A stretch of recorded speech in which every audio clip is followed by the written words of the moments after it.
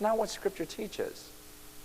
Scripture teaches that everything that happens is under God's plan, under the umbrella of His sovereignty. Every single thing. The Bible teaches God's omniscience, meaning He knows everything. And it teaches God's omnipotence, meaning He has power over everything.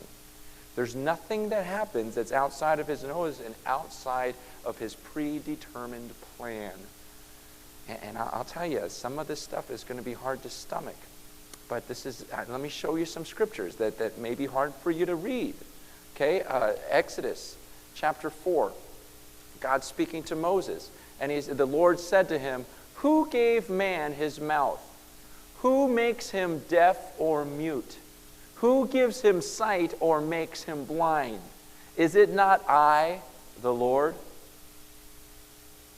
Wait, so who makes a person blind? Who makes a person deaf? I mean, isn't that Satan? There's a huge theology out there, and a growing number of people are saying, well, God does all the good things, Satan does all the bad things. God can't be responsible for that. And yet this verse is saying, well, who makes him deaf? Who makes him mute? Who makes him blind? And God says, isn't it I? Don't I do that? God? Who makes a man born without arms and legs?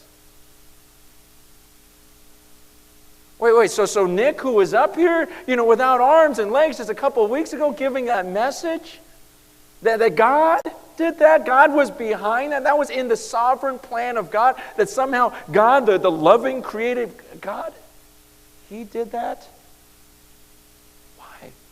Could it have been in His plan to create this man with no arms, no legs, to be here before you with whatever's left of his body, worshiping God, to minister to you, to tell you, look, even without my arms, without my legs, I know there's a God. I love this God. I have a joy because of this God. And I'm going to bring glory to this God with what's left of my body. Could that have been in God's plan? Scripture says yes.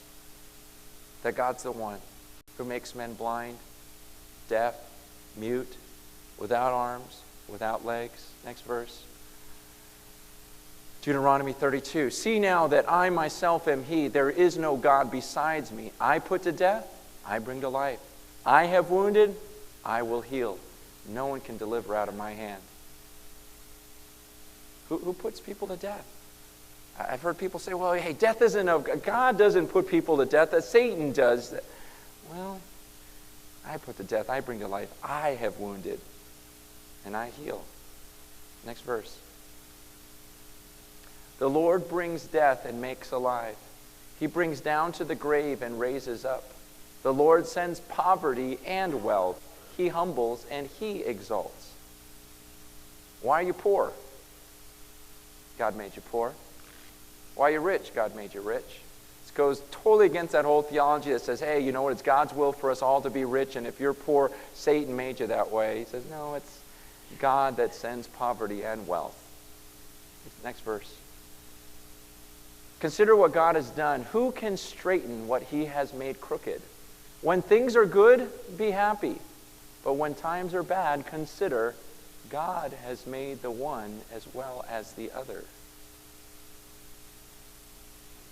Really? Next verse.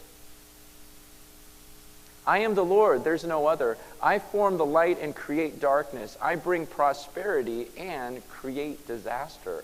I, the Lord, do all these things. Are you getting the picture here? Next verse. Who can speak and have it happen if the Lord has not decreed it? It is not from the mouth of the Most High that both calamities and good things come. Next verse. In Him we were also chosen, having been predestined, according to the plan of Him who works out everything in conformity with the purpose of His will. He says He makes everything work out, everything in this world that happens. Whether you see it or as good as bad, God makes it all work out for His purposes in conformity with His will. You can turn that off. Not according to my will. Okay, I've said this. I don't know how many times I've said this since the church started, but I'm going to say it again. the world does not revolve around you. Okay? Man, get it through your head. The world doesn't revolve around you, doesn't revolve around me. It revolves around His will. And this whole other theology, the very base of it, at the core of it, is this assumption that God's agenda could not include my suffering. God's plan, God wouldn't plan for me to go through hard times. And so when I go through hard times, it must be something that's out of His control and outside of His plan. But that's not what Scripture teaches. That's not what Scripture teaches about even suffering. What are we supposed to consider when we encounter various trials, according to James 1? Pure joy. He doesn't say consider it an accident. God didn't know it was going to happen either. He said, no, consider it joy because it's that pain, it's those hard times that it's actually building something in you. It's going to make you persevere. It's going to make you mature and complete so you're not lacking anything. This is how I've ordained it. And so you consider it joy when those things happen because something's going to happen to you internally that's going to change you. And I'm going to make everything, all things, work together for the good for those who love Him. It's all in my plan, though. It's all about my purposes. Do you understand that? That God's purposes and His plan, and when He created this world, He had things that are more important than my comfort.